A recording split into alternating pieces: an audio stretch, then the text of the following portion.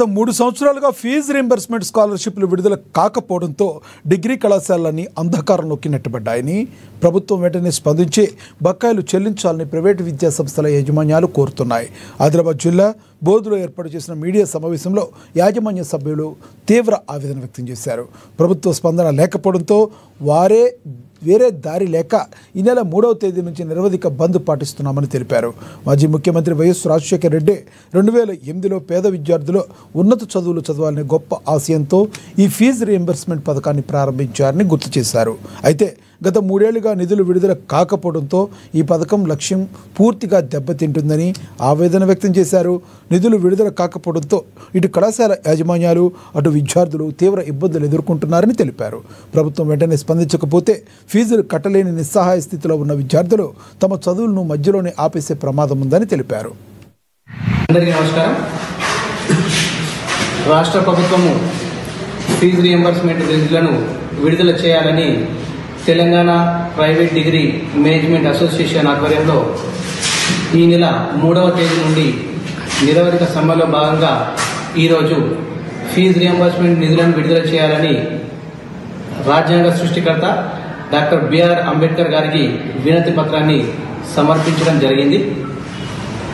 స్వర్గీయ ముఖ్యమంత్రి వైఎస్ రాజశేఖర రెడ్డి గారు పేద విద్యార్థులను దృష్టిలో ఉంచుకొని పేద విద్యార్థుల ఉన్నత చదువులకై 2008వ సంవత్సరంలో ప్రారంభించిన ఫీజు రీయింబర్స్మెంట్ పథకం ద్వారా ముఖ్యంగా గ్రామీణ ప్రాంతంలోని విద్యార్థులందరూ ఉన్నత చదువులను అభ్యసించిన విషయం తెలిసిందే.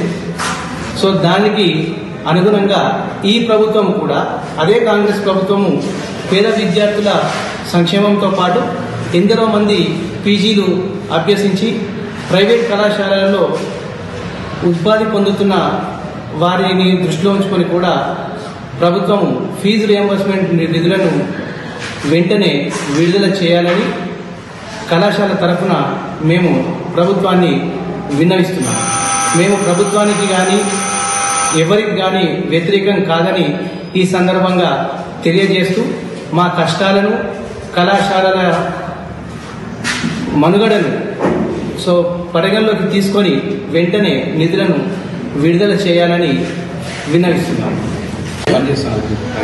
గత 4 సంవత్సరాల నుండి విద్యార్థులకు అందవలసినటువంటి ఫీజు రీయింబర్స్మెంట్ అదేవిధంగా కళాశాలకు అందవలసినటువంటి స్కాలర్షిప్ సకాలంలో అందక విద్యార్థులు మరియు అందులో పనిచేసేటటువంటి అధ్యాపకులు కూడా గత 3-4 సంవత్సరాల నుండి సరైనటువంటి కాలంలో సాలరీలు తీసుకోక విద్యార్థులకు ఎగ్జామ్ ఫీజులు కట్టడానికి డబ్బు లేక చాలా ఇబ్బందులు ఎదుర్కోవాల్సి వస్తుంది.